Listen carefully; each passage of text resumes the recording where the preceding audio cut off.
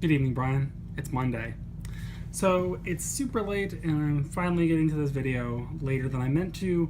So my goal is to record it all in one take. I have no notes, I have no script. I'm shooting to not have to edit it at all. I'm just planning on recording it and uploading it, so I'm sorry if it's not very good.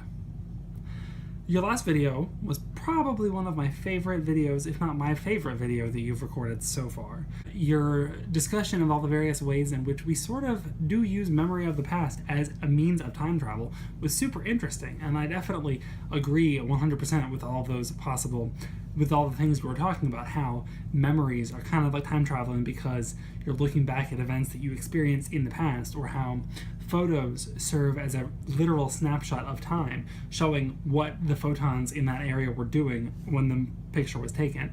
One of the most interesting ones, you're right, I did like it a lot, was the discussion of how books are sort of time travel because you're taking the thoughts and feelings and emotions that you have at one moment, putting them down in a way that they can be preserved so that hundreds of years later, whoever looks at those same markings can feel the same things you were feeling, or at least something similar. I think that's really cool. Another way that time travel sort of plays into everyday life is through a number of the various forms of relativity that Einstein brought up. Things that are moving faster experience time at a slower rate than things that are not moving as fast.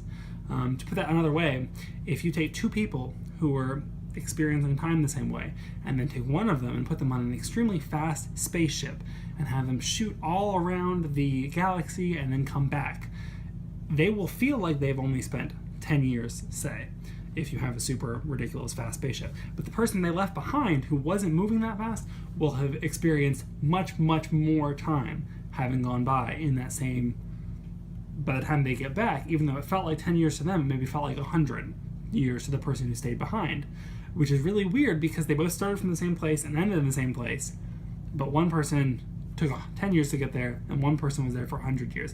Obviously the numbers and the ratio between them I'm just making up.